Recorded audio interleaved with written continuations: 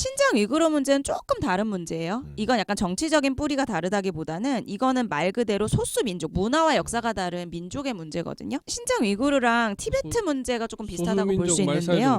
그렇죠. 이거는 이게 중국 자체가 이제 하나의 중국이라고 얘기할 때 이제 또 다른 게 뭐냐면 정부가 합법적으로 하나여야 된다는 게 하나 있고 또 하나는 이민족의 역사까지도 모든 문화와 역사까지도 중국의 문화와 역사로 해야 한다 이겁니다. 그러니까 중국이라는 커다란 틀 안에 이민족의 모든 역사, 과거의 문화까지도 포함시켜야 한다. 그러니까 우리나라까지도 그런 식으로 맞습니다. 그 동북공정 얘기를 그래서 그렇게 하려고 하는데요. 중국 영토 내에 있는 이민족들의 역사마저도 중국의 역사라고 취급해 버려야 한다는 주장인 거죠. 그래서 그 과정을 잠깐 이제 보면요. 실제로 이제 공산당이 내전에서 승리한 후에 소수 민족을 굉장히 좀 강압했었대요. 막 무력으로 제압하고 막 이런 게 있었는데 그때 실제로 한족이 90%가 넘으니까 약간 뭐 별 문제가 안 될 거라고 생각을 한 거죠. 근데 이제 무력으로 하고 이렇게 이제 배려 없이 통합을 하니까 실제로 소수 민족이 되게 거친 어떤 그 독립 움직임이나 반발이 되게 컸던 거죠.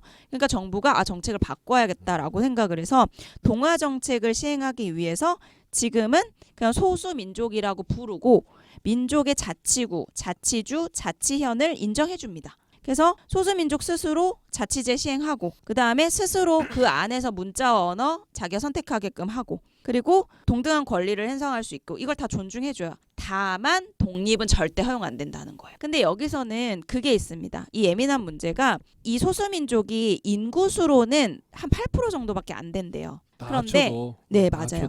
그런데 문제는 뭐냐면 이 소수민족의 그 거주하고 있는 면적이 아까 자치구 얘기했잖아요. 이게 중국 군토의 60% 정도. 뭐 엄청 높네. 이 인구 수에 비해서. 그리고 특히 이 소수민족들이 살고 있는 지역들이 전부 다 지하자원이 풍부하거나 자연 환경이 좋거나 또는 여러 국가와 인접해 있어서 지리적 경제적 요충지인 거예요.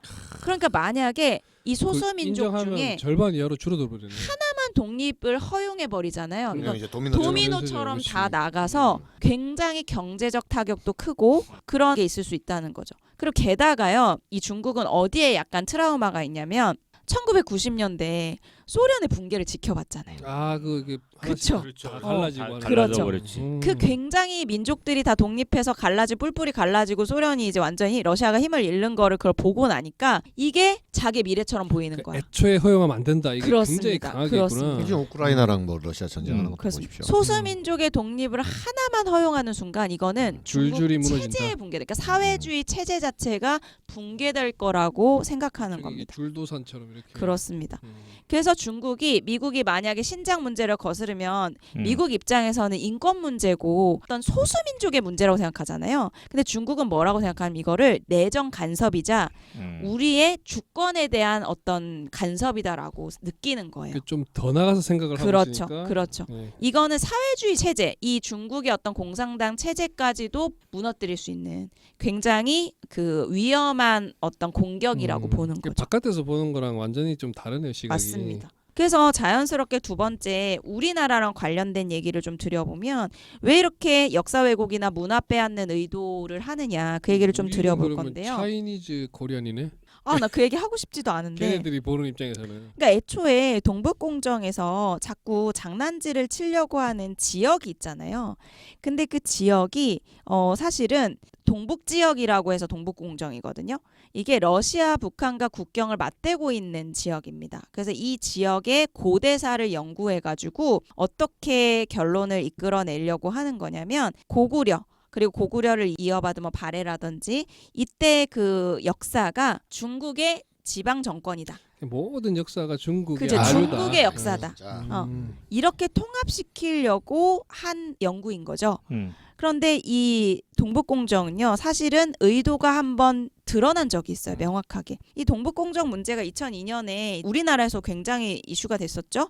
그래서 막 정부도 굉장히 강한 대응을 했어요. 굉장히 전국민적인 분노를 샀기 때문에. 그랬더니 2004년에 2년 후에 이 갈등을 해결하기 위해서 외교부 부부장이 중국에서 실제로 방한을 합니다. 그래가지고 약간 딴 말을 해요. 이거 중앙정부 시킨 공산당이 시킨 게 아니라 일부 소수 어떤 단체 민간 기관에서 한 거야. 에이. 우리가 못하게 할게. 이렇게 이제 하고 안 할게라고 이제 돌아갔는데 이제 그때 명확하게 우리나라 지도부한테 이런 말을 했다 그래요. 니네가 먼저 간도가 너네들 땅이라고 주장하지 않았다면 우리가 이렇게 고구려 문제를 건드리지 않았을 거다라고 얘기했다 그래요. 개소리를 했구나. 그러니까 즉 중국이 사실은 동북공정을 하는 것도 그렇고요. 이 모든 것의 이면에 사실은 간도 문제가 있었다고 볼 수가 있는 거죠. 제가 이거에 대해서 큰 힌트를 얻은 게 차이나는 클래스라는 예, 방송이 있었는데요. 있습니다. 거기에 우리 아이들이 조법정 교수님이라는 분이 이 중국이 두려워하는 것이 무엇인가에 대해서 이제 강연을 하신 게 있었어요. 근데 거기 이제 유튜브 영상으로도 제가 남아 있는 걸 봤는데 그 남한과 북한의 국호의 영문 표기에서 공통적인 게 뭐죠?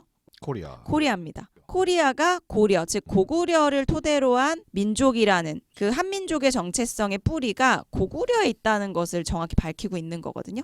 그럼 만약에 남북한이 통일된다면 이름으로 가능성 유력한 게 코리아예요.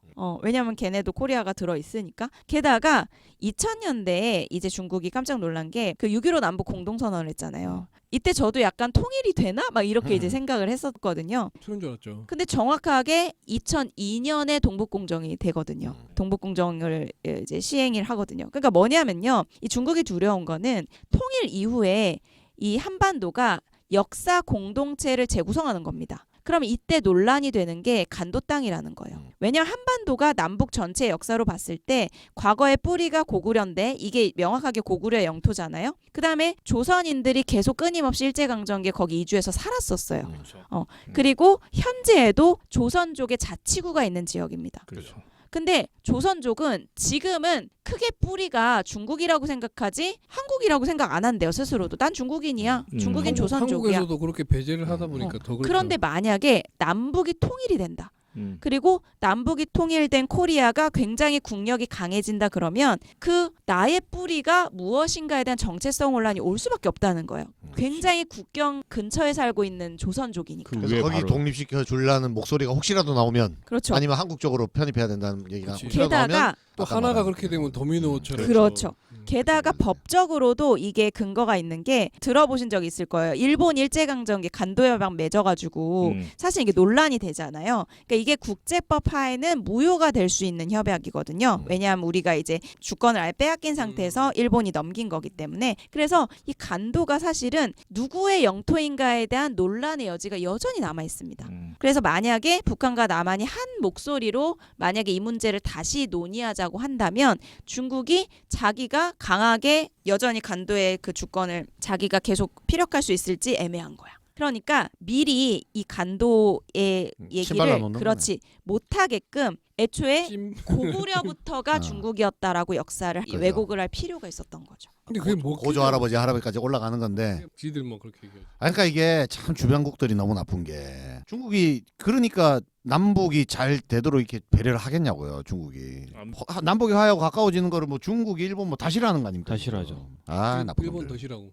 일본도 싫어할 거고 그러니까 중국도 이러면 문제인 거죠. 그래서 우리 민족의 정체성이 점점 강화되고 우리 민족이 서로 단합하고 똘똘 뭉치고 국력이 강해지고 이런 미래가 중국은 두려운 거죠. 그런데 또 하나 이제 최근에 이슈가 된 게 제가 기승전결로 얘기하는 게 아니라요. BTS가 아 왜요? 아 진입장벽 BTS. 난리 나잖아요. 근데 무슨 얘기를 하려고 하냐면 소프트 파워 얘기를 하려고 그래요. 한국의 소프트 파워가 심상치가 않다는 거야. 그러면서 김치 한복 얘기를 조금 해볼게요.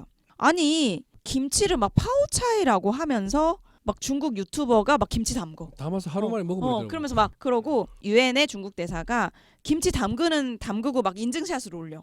막 이런 거. 그러니까 아니 자기 전통 음식 많은데 왜 김치를 자꾸 자기 거라고 우길까? 맛없잖아. 이런 그리고 맥락이 다 있는 거네요. 네. 그리고 한복도 마찬가지야. 한복은 조선족이 아직도 한복을 입고 있잖아요. 그러니까 그게 그렇지. 우리 그렇습니다. 그러니까 그러니까 이게 단순히 그 김치와 한복이 인기가 많으니까 우리 거 하고 싶다 이런 개념이 아닌 아니라는 거예요. 거죠. 그러니까 또 하나는 소프트 파워를 지금 중국이 굉장히 노력하고 있는데 잘 안 돼요. 그러니까 그 이게 얘기를 들었어요. 그 얘기를 중국은 조금 이제 잠깐 억지로 만드는 드리면 거는 원래 더 이상 잘 안 제조업이나 돼. 이런 게 아니라. 그렇지. 그러니까 소프트웨어가 억지로 뭐 국가 주도로 만들어지나 그게. 그러니까 그 안 중국은 모든 게 되니까 그런 식으로 했잖아. 국가주도. 차라리 이미 흥한 거를 싹 내 걸로 하면 중국이 사실은 뿌리였다. 이러면은 중국이 그걸 이제 먹을 수가 있다. 그러니까 그거를 자기들만 인정해. 그러니까 BTS랑 제가 일본도 약간 비슷하게 해서 탄도소년단하고 내가 방탄소년단을 비교해 보니까 방탄이 낫더라고. 그 탄도소년단은 좀 못 미쳐요. 퀄리티가 조금 네, 일부러 그걸 만들어내니까 못 미쳐. 그래서 실제로요 좀 소름 돋는 게 이 중국이요 소프트 파워라는 용어는 사실은 미국의 하버드대 교수가 90년대에 먼저 얘기를 했는데 이거를 중국에서 엄청 자기 문제로 받아들이고 내부 연구를 했대요. 그래서 공산당이 2000년대 엄청 꾸준하게 연구를 해서 일부러 중국의 문화를 다른 나라에서도 매력적으로 여길 만한 아이콘이 무엇일까를 엄청 고민했대요. 고민해봐도 없었겠지. 그래갖고 그래서 뭘 찾았어요? 공자를 그나마 좀 찾은 거야. 공자. 그래서 나 지금 공자 책 샀는데 오늘. 그러니까 공자 읽지 마세요. 아카데미를 막 전 세계 막 세웠대요. 공자 학원이라고 들어보셨어요? 그게 억지로 세워서 되냐고 그게. 국가주도. 그런데 그렇게 왔는데 뭐.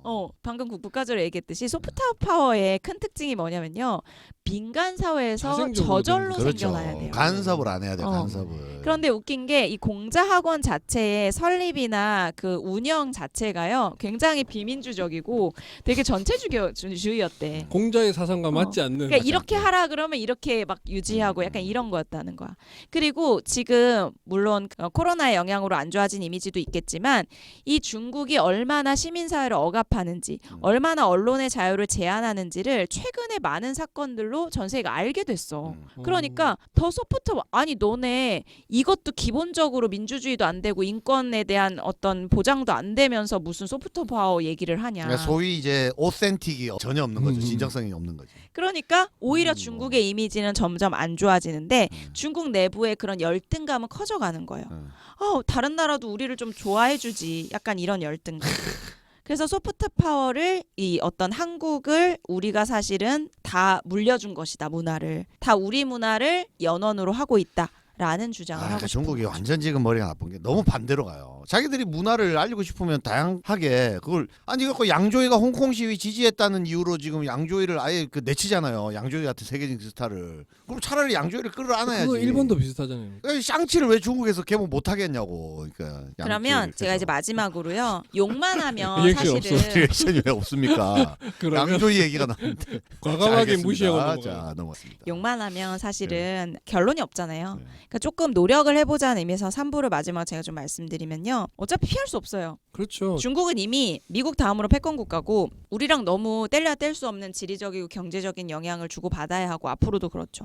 그럼 어떻게 해야 되냐? 전 일단 최대한 역지사지 해보자는 거예요. 왜냐하면 역사도 다르고 체제도 너무 다르기 때문에 그 사람들은 중국인 입장에서는 우리가 바라보는 중국인의 체제와 중국 내부에서 공산당과 자신의 사회 체제를 바라보는 입장은 시각이 달라요. 그 얘기를 좀 다르겠죠. 드려볼게요. 일단 첫 번째는 중국 입장에서는요. 한국이 또 되게 얄밉대요. 그 얘기를 해볼게요. 중국인은 한국인을 흉볼 때 자주 예랑쯔다라는 중국말을 쓴다고 해요. 이 얘기는 옛날 이야기에서 오는 말인데 이 예랑이 야랑국이라는 말의 한자 중국 말이거든요. 한나라 때 야랑국이라는 굉장히 작은 마을이 있었대요. 작은 나라가 있었대요. 소수민족에. 근데 한나라는 엄청 큰 나라잖아요. 근데 이 한나라의 조그만 마을에 해당할 정도의 야랑국의 왕이 한 번도 자기 나라 밖을 나가보지 않은 상태에서 한나라에서 온 사진을 접대하게 된 거예요. 근데 한나라 사진한테 처음 말한 게 이거예요.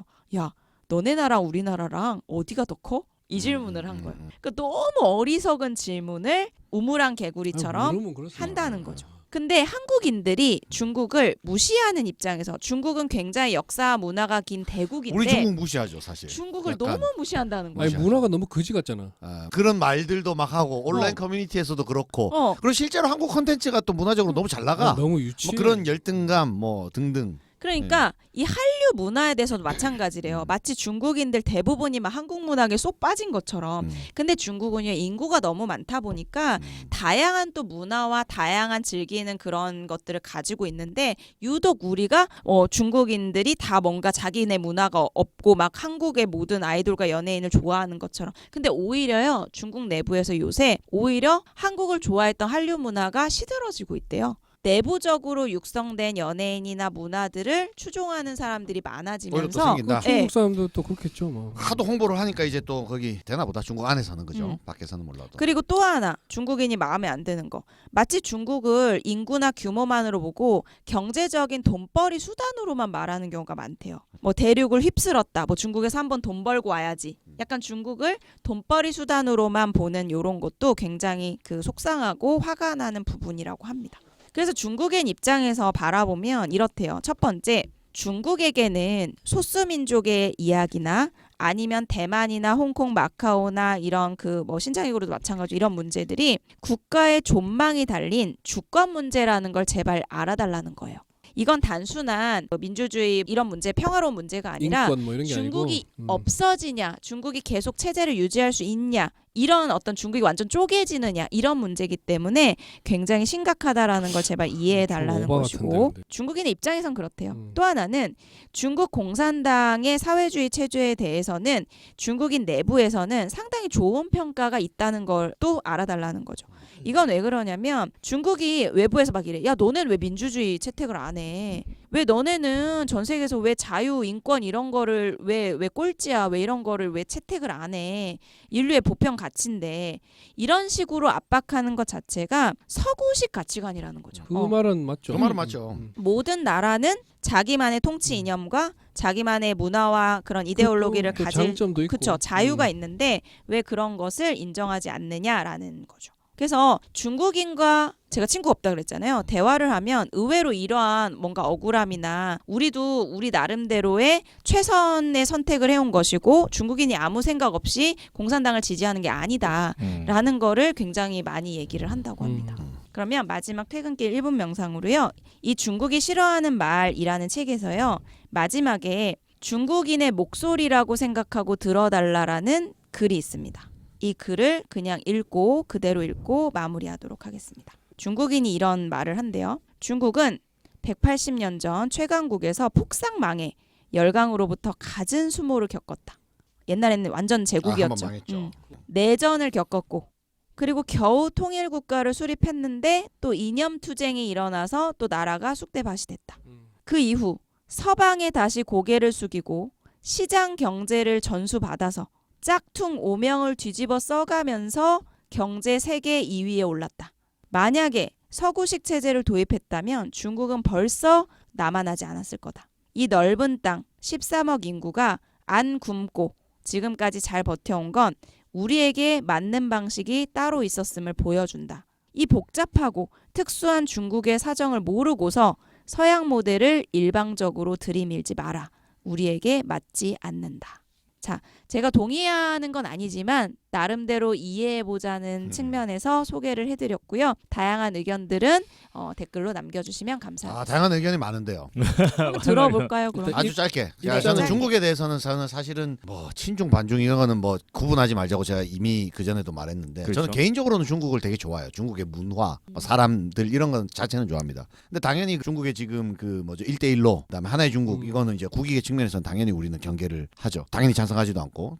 근데 이제 중국보다도 저는 오히려 우리의 스탠스에서 선생님 말씀을 듣고 보니까 굉장히 반대되는 그 아이러니가 하나 있네. 그거를 좀 주의해야 될 것 같은데 흔히 우리가 반중, 그러니까 중국의 그런 것들을 싫어하는 반중을 되게 극단적으로 표현하는 것과 동시에 똑같은 수준으로 그러니까 저는 북한 얘기를 하고 싶거든요. 북한을 되게 적대시해요. 그러니까 반중과 반북이라고 해야 되나? 이게 되게 이제 좀 약간 반북. 같이 있는 것 같아요. 반공이 같이 있는데 얘기를 들어보니까 역설적으로 우리가 만약에 반중을 하고 싶으면 약간 북한하고 친해야 되네. 맞아요, 맞아요. 이상한 거야 지금 이상. 그러니까 이게 되게 아이러니한 거야. 맞아요. 우리가 진짜 중국을 경쟁하고 싶고 중국을 이기고 싶고 중국과 맞서고 싶으면 북한하고는 되게 친하게 가서 맞아요, 맞아요. 힘을 합치면 오히려 그게 중국이 싫어하는 건데 맞아요, 우리는 지금 중국을 경계한다 하면서 중국이 제일 원하는 북한과 대립하는 맞아요. 이걸 왜 택하느냐? 그래서 조박정 교수님도 그 얘기해요. 왜 이 어리석은 짓을 범하느냐? 우리가 우리가 정말 택한 게 아니라 중국, 일본을 이기고 예, 싶으면 난 주변에서. 그 말을, 예. 북한 그리고 지금 이 정부는 그래서 자기들 그 지지를 획득하기 위해서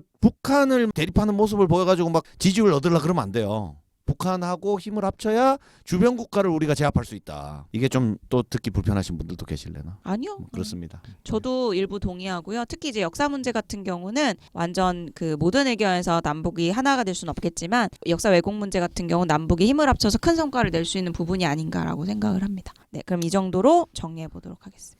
이건 진짜 중국을 우리가 이해 못하는 부분도 있지만 마찬가지로 북한을 이해 못하기 때문에 그러니까 똑같은 상황이 발생하는 오늘 거죠. 조금 재밌는 내용이 있었나요? 아주 재밌었습니다. 감사합니다. 근데 그렇다고 해서 제가 정서적으로 중국에 대한 입장이나 뭐 이런 게 크게 바뀌진 않는데 조금 이해하기에는 됐죠. 감정적으로는 똑같은데 그리고 그들의 입장은 알겠지만 그 입장이 동의는 안 된다. 그래서 그렇구나가 아니라 그래도 그러면 안 되지 않아라는 생각이 그거는 드네요. 뭐 맞아요, 똑같은 맞아요. 거죠. 잘못은 그건- 잘못이니까. 아니 그냥 뭐 아는 거 이해하는 거 음. 뭐라 동조할 필요는 없으니까. 그리고 우리는 국익상 동조할 수가 없어요. 근데 그렇죠. 그러려면 우리는 차라리 아, 북한하고 힘을 합쳐야 된다 이 말이죠. 근데 내 저는 말은. 개인적으로 반중인이 뭐 할 필요는 없고 예, 이게 예. 제가 만나는 분들 네, 이거 만나서 정복 얘기하는 받은 분들 중에 우리는 중국이랑 붙으면 망하고 무조건 뭐 미국이랑 붙어야 되고 뭐 이런 얘기 하시는 분들이 있어요. 아 그렇죠. 음. 예. 근데 이렇게 단순하게 생각하면 아니 단순한 문제가 아니죠. 미중 건바이 건 구도는- 상황에 따라 다른 거지. 건바이 건으로 해야 돼. 케이스 바이 이거 케이스로. 토론 계속 이어져야 돼. 아닙니다. 알겠습니다. 예, 감사합니다. 감사합니다.